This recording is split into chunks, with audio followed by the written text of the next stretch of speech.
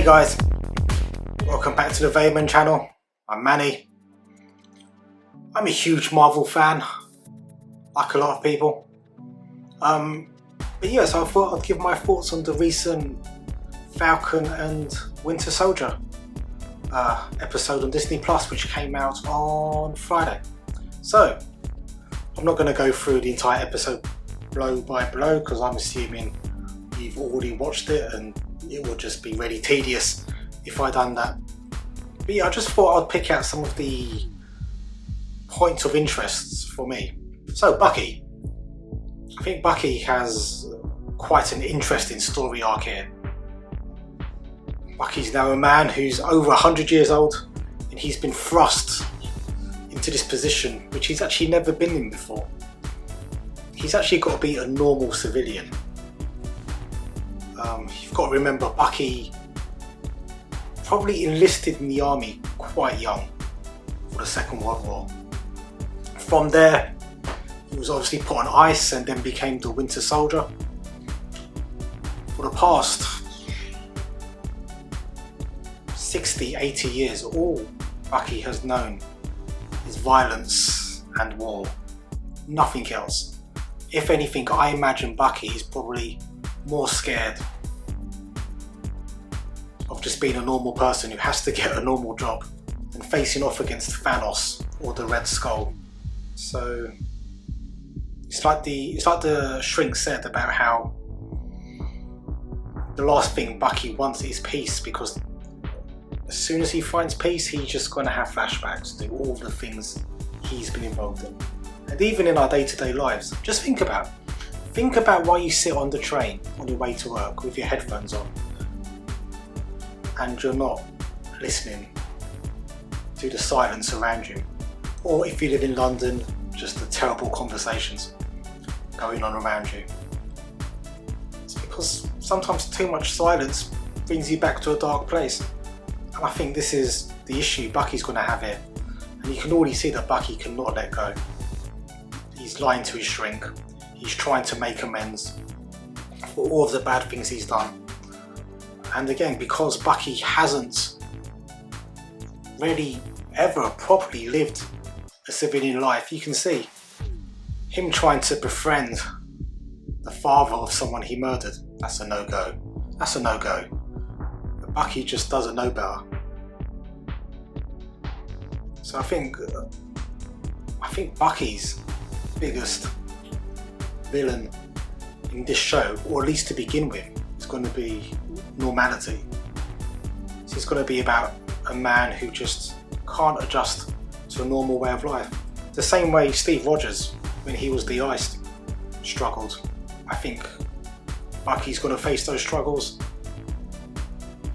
but times 10. Let's look at Falcon. I think Falcon's story, much like Bucky's, is about finding their place in the world. Now, I think Falcon's specifically though is about legacy. He's come back after the blip, having been dusted, and now he's trying to save his family's legacy. He's trying to save their family home, he's trying to save their family ship. But the truth is, his sister, who wasn't dusted, seems to have survived okay without Sam. Things aren't perfect, but she survived with just her and 2 kids. Now Sam wants to come in, be the man, look after business, but it seems to me Sarah Wilson is more than capable of looking after the family business. And maybe Sam's actually looking at the wrong legacy to be looking after. Captain America literally gave him, entrusted upon him, a legacy of the shield, of the title, Captain America, and Sam has, for whatever reason, has rejected that. Now that was the legacy thrust upon Sam, whether he liked it or not, and I think that's the legacy Sam should have been looking after personally. And what's happened? He gave the shield up to a museum. In the last scene of that show, you see who I'm presuming to be John Walker, the US agent. being gifted the title of Captain America. I've seen a few commenters and other YouTubers suggest that it's a different shield to the one which Falcon gave up to the museum, which will be interesting to see if that is true.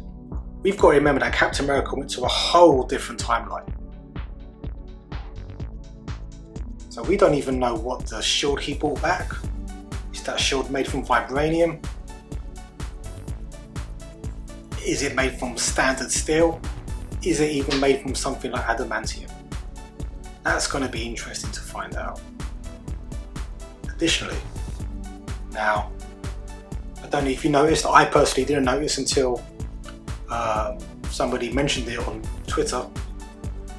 The new Captain America actually had a firearm attached to his belt, something which our Cap, by the way, Cap is my favourite Marvel character from the MCU, something which our Cap would never do. Cap's all about the shield, it's all about defence, it's very much about liberty. You do what you got to do, I'm not going to come after you. If you come after me, then yeah, got my shield, I'm going to defend myself, and I'm going to defend the people and the things most important to me. The firearm to me suggests that John Walker, now in the comics, did not like John Walker at all. I don't think anybody did. He's a bit of a right-wing douchebag, for want of a better term. But the firearm suggests to me that he's going to be more aggressive in what he believes to be liberty. Now for John Walker, in his defence, slightly, he believes that that's what a patriot is. A patriot is taking your orders and just getting on with it. But I think Steve Rogers, he understood that the law and authority, what they tell you to do, doesn't always coincide with morality. And you could see that where Cap, for better or for worse, didn't sign the Sokovia Accords. So yeah, I think we're going to see this Cap is going to be very different from the Cap we know and love. In the comics, he was written to be the exact opposite to Steve Rogers, and I'm sure this TV show is going to give us a similar version of that. At the same time, how much do we blame this Cap, this new Cap as well? Because again, he's been thrust into this situation. Probably doesn't understand fully what that shield means, what that costume means, what that uniform means. But I guess he'll learn. I imagine the shield, if anything, will have a kind of almost be like the Game of Thrones, where you're going to have lots of people wanting to take up that mantle of Captain America. And then you have lots of people who don't want to take up that mantle, but at the same time, they probably should, because, you know, reluctant leaders do make the best leaders. And sometimes when legacy is thrust upon you, even if you don't want it, you've got to understand that actually that legacy is more important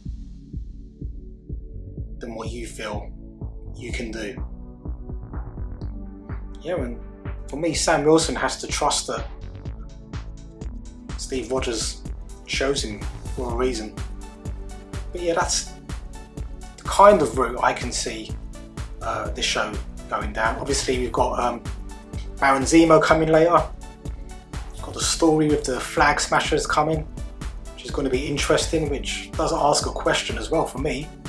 Obviously, the Flag Smashers believed that things were better before Tony Stark, rest in peace, brought everyone back. I mean, they're the bad guys, but do they have a point? I mean, just playing devil's advocate, did the Avengers do the right thing in bringing everyone back without any thought of the economy, the effect on the environment, not just worldwide but universe-wide? People might have gotten on with their lives, found new partners, started new families. people who may have been living with abusers were suddenly free of these abusers, and then what have they done? They've actually brought these abusers right back into their lives. I mean, I think on the whole, absolutely, bringing everyone back was the right thing to do, but I mean, it comes with a lot of consequence, and I hope this is something which Marvel and Kevin Feige explore a lot more in the coming series. Another thing which I'm really excited about, but then I was excited about Mephisto being in WandaVision, and that never happened, so you know. But there was a mention of Madripoor at the end of in the credit scenes at the end of the show. Now, if you don't know, Madripoor is kind of this principality located just off Singapore. Now, Madripoor is kind of a den of iniquity. Most importantly, it primarily features in the Wolverine stories from the 80s and 90s. I mean, I'd love it if Falcon and Bucky turn up to Madripoor and they're greeted by this image of Wolverine just standing over a pile of dead ninjas. It's not going to happen, but it would still be pretty cool, and them two just looking just really awkwardly at Wolverine, just wondering what they've gotten themselves into. But no, I don't think the mutants are going to be introduced in that way, but it is exciting that something which is so intrinsically linked to Wolverine could feature in this show. But yeah, let me know what you guys thought of Falcon and the Winter Soldier. I mean, again, can't wait for the second episode. It was a good, sturdy foundation, I felt, for the rest of the series. Take it easy, guys.